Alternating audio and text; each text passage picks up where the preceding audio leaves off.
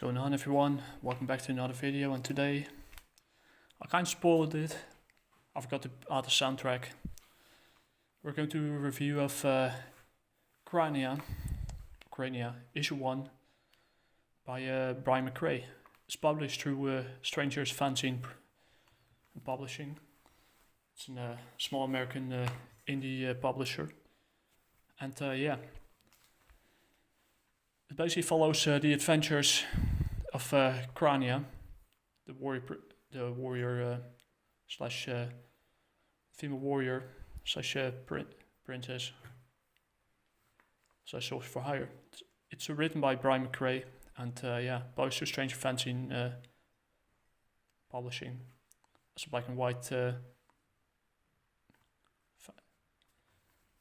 series or anthology. You can basically tell that it's an anthology of stories featuring Krania, and for adults only, so it's for more or less mature audiences.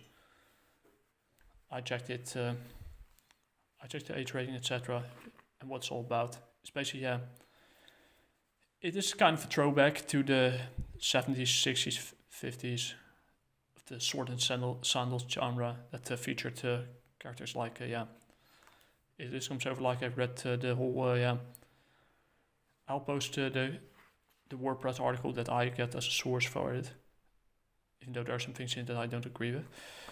But it's basically the sword, basically a breath of fresh air from the past that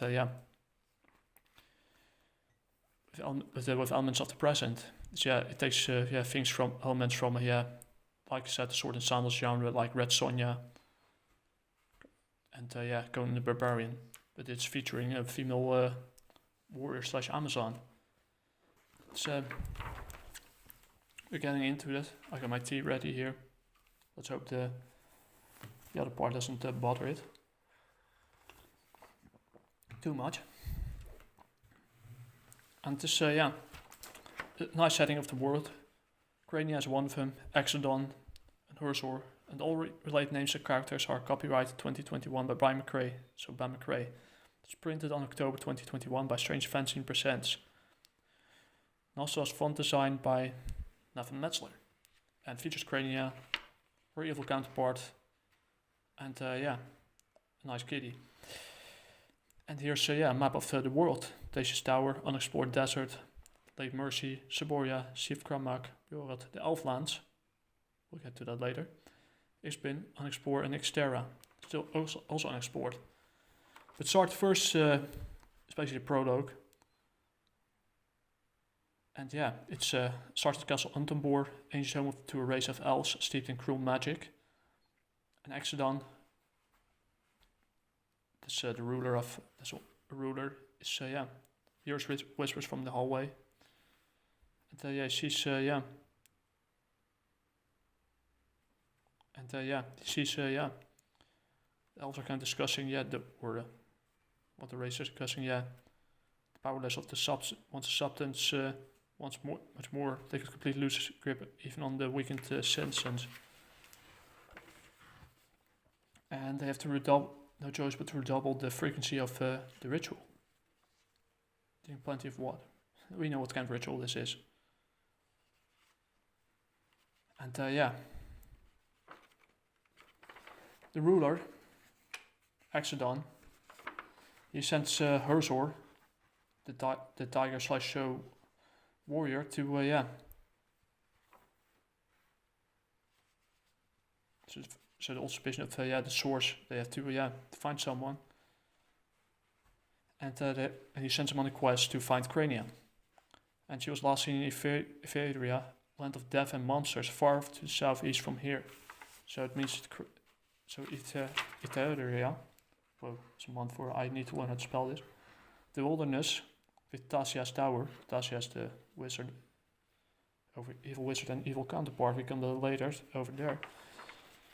She was sent there, and apparently one of the monsters, slash dragons, ate her horse, and she's about to fight a dragon. And he's about to find out what the dragons don't fuck around with. Krania, the warrior prince, the warrior. Nice helmet as well. Kind of reminds me of Shovel Knight. Don't know why. So here's the double spread. And the dragon, I have to move my tripod first for this one because it's a double spread. And a beautiful one as well. The dragon, moves up, kind of, outflanking her. Flies up, escaping her sword. And the fight is on. I love the detail on this. Especially on... Nice view, huh? Thought so. So she's about to fight the dragon. This is the first story, and but the dragon has his own ideas and attacks him or attacks her, and about to crunch her, and the fight is on, and he crushes her shield. But Krania, in Monster Hunter kind of style, slashes the tail off, and probably is going to use the parts. Or at least that's what I would do if we're not in Monster Hunter Rise nor World. So and her sword, and he sees her fighting, and he's pretty impressed. And he flies towards her and the dragon, who's bleeding from his mouth. Just in time to land a wing. Terrible pun, but I let it slip. So she tells her, being the badass that she is, I don't need your help, kitty. And she basically sends her own against the dragon, and but her sword he helps her a little bit and prevents her from getting mauled by the thing who's bleeding from still. Hope you're enjoying this. And Feldspar, that's his flying pterodactyl or animal, helps her out a little bit. She flies off with a sword, doing a downward stab. See what you have to wait, boys. And she stabs the dragon in the back or in the stomach, close to the vitals. That's for eating Nell. Nell's her horse that thing ate. And she slashes his head off, as predicted. Blood's flying around, so it's not for... parents, try to parent your kids, because this is not for you. So she slashes his head off, and blood's on the sword. And she didn't get, and she's glad that he didn't get into his wine supply. And her sword tells her that he has a job that might interest her, and she's in for a bit of wine. And Tasya, the evil witch, with a nice rag, she is mad that she defeated the dragon, but it means that she's forced to use all means, and her sword introduces him himself in Disney-like fashion. And he was sent by his liege, Accident the Gamgil, and to find her. And Accident, the leader of the Gamgils, and her sword, they were kind of childhood friends. He was more of the anxious one, and he is the more strong, powerful brawler. And the king and queen of the Gamgils sent him one back in the past to live with the elves when they were young. It was part of a political deal that neither of them understood by the time. And he was basically just a kitten back then, so he's playing with a little with some wool. And the other one is reading. This looks all too familiar, but inside the elf's fortress, some magic powers were taking hold, and they slowly started to change them over time. And Urso eventually learned to talk, and and Exodon is surprised by it, and within a few months he became the brawler that he is right now. And he believes that the elves, evil monarchs, are using some kind of evil magic on their citizens. So he asks her aid to defeat him, and Krania agrees, she's in the way to break into Tasia's castle, and she needs someone that's inside. And yeah, a quid pro quo is yeah, forged between the two. Well, he's kind of cute. Yeah, I agree. What in the but things go south pretty quickly. We don't know what the hell happened, but neither were the heroes were expecting. Too bad they didn't show how she got captured, but the princess of the sorcerer, Tracia, as also her evil counterpart, spoiler alert, Frost, give her another lash with your enchanted whip. So yeah, one thing works, so she gets whipped basically in a nice double spread. And yeah, the wizard, or the sorceress, Tracia, check out the back muscles. She has the build of an Amazon. Wow. So everyone knows what my kink is right now. We all know it by now, and there's nudity in it as well. Where's hers or oh, picky of yours? Don't worry, we've made them equally as comfortable. And yeah, she basically put him in another dungeon. Friend, I've been bringing civilization to this once forsaken land. It's not an animal, and she breaks free. And yeah, one of them, let's see what his name is again.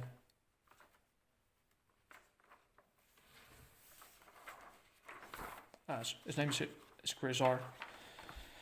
Grisar, yeah, tries to grab her nipples, but yeah, Krania had a knife, grabs his knife from behind, and yeah, stabs him in the eye. And this blade has her neck written on it. Yeah, as you might see, the dungeon. Oh, we'll get to that later. They fight one enough. They fight one another. And yeah, she slashes his whip away, and he hits him. Yeah, now it's your turn. I'll deal with you later. If you survive the rest of the dungeon, that is. So, you have to escape the dungeon. And she breaks through a wall. And yeah. Yeah, this place gives haircuts to her, or you just got to know who to ask. And so they try to find their way out. But they're way in this part too, by the way. And finally, they think they are out of the woods yet, but the executrix, so they witness now the wrath of the executrix. She fights this magical, supernatural being sent by the sorceress to execute Krania and Horsor. So the two of them fight. Horsor, unfortunately, is not strong enough to beat him, or beat her. So Krania goes for slash. That's to block her kick. And yeah, this problem, they have to face an enemy. This kind of had 3 or 4 art words. They have to face an enemy. They have to beat her. She seems to be unbeatable. Then they have to fight. Problem, confrontation. Here comes to an idea, that solution. And she blows her wine back into her eye. And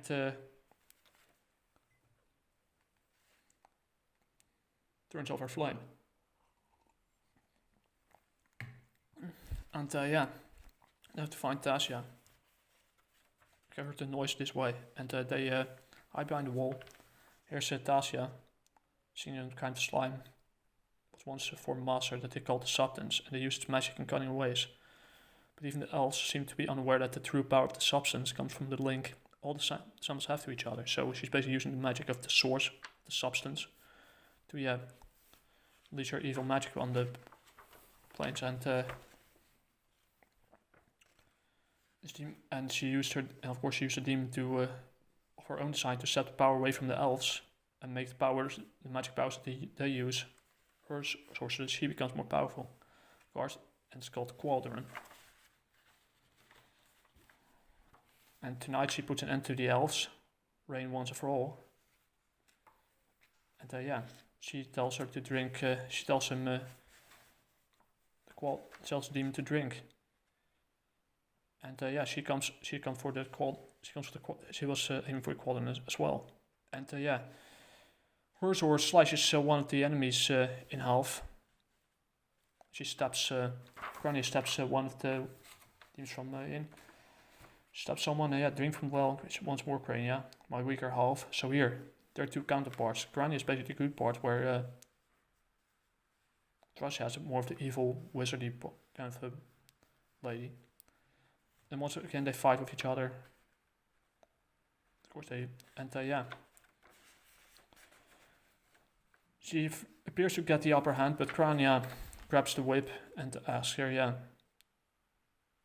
She asks her as long as not to Skype her. And she gives her, she punches her in the face. A weaker half in the face. So, and the stroll for, the quadrant begins. And yeah, Horsor is basically blocking the entrance. And yeah, Tracia and Krania are basically battling for control of the thing. And they drag each other down in fashion. The quadrant, with what the source of the substance is, it expects some DNA digivolving taking place. Except, yeah, it's a shame that they didn't kiss like what happens during the creation of Masmon, where Angel Woman and Lady Devimon, they engage in a kiss and then they kind of fusing together. And Hersor looks behind her, and the two halves are united again. Yes, and finally I feel myself again. And she's looking sexy here as well. And yeah, now what about the quest of yours, Hersor? And yeah. Now the two halves are united, she will return in part 2. Here's some, and that's about it. Here's some, yeah, old-fashioned fake advertisement or real ones. Just like in the old days. And here's will make you Gerald Powerful, a la Arnold Schwarzenegger. And here's no, you're horsey. Ah, too bad he snuffed out.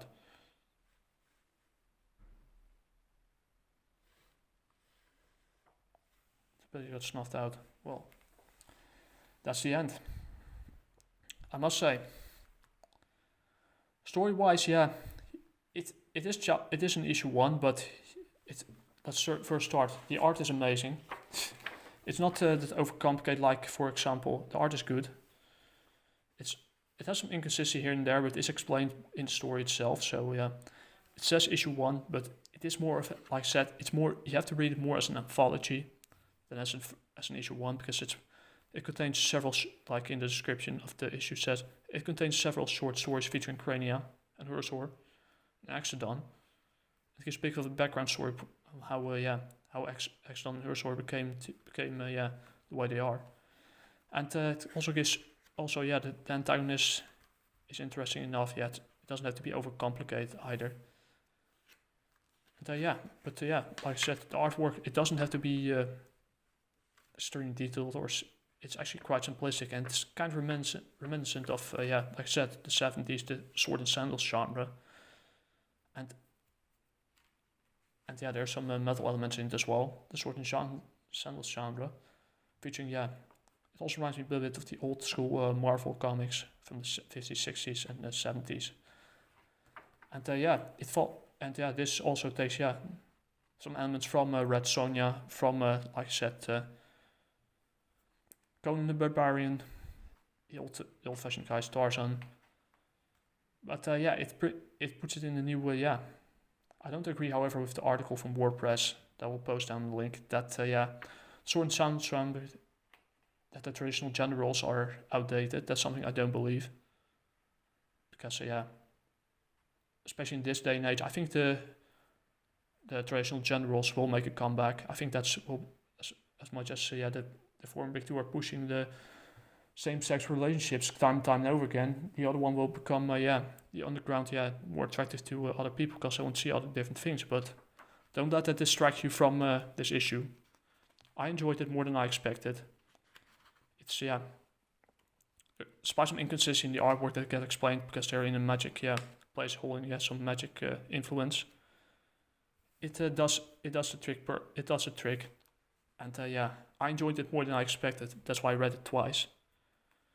And I think Brian McCray and Strangers Fanzine Publishing could be proud of themselves for what they delivered. So this issue from me gets a 76 out of 100. 78. Did I give it a 78? I don't even remember. Let's say 76. It's a good. I enjoyed it more than I expected. I can't wait to read the second issue that I received last weekend. And along with a more manga style book. So 76 out of 100 is off to a good start. Unfortunately, last time I checked, you can check on. I'll post a link down in the description, but unfortunately it's sold out. So I don't know if they get back in print again. So probably one of the few that owns this issue, but I enjoyed it more than I expected. So it's off to a good start. There are some inconsistencies in the artwork that could have been better, but cover art and story-wise, you have to read it as an anthology. As an anthology, it's perfect. As an issue 1, kind of hit or miss, but the ones, as long as you read it as an anthology, you're in for a treat. And 76 out of 100, like I said. Enjoyed more than I expected, and it's basically takes elements from the past and puts it in the present, and giving it its own twist. So it feels familiar. It doesn't break any particularly new grounds, but it's a nice addition to the sword and sandals genre that unfortunately gets overlooked nowadays. So a potential hidden gem. Can't wait to read issue 2 once I unboxed it. With the rest of them, I have some catching up to do. So that's all for today. The next one I'll be reading this week and review on. That was the plastic bag over the plastic holder. The next one I will review is I can't give a spoiler for it. The Ace Volume 1. But now I have to go to get some grub, some dinner. Otherwise I'll starve as well. I'll starve. I have to keep my strength up. So that's it for today, folks. Talk to you guys later. Hasta la próxima. Gianni.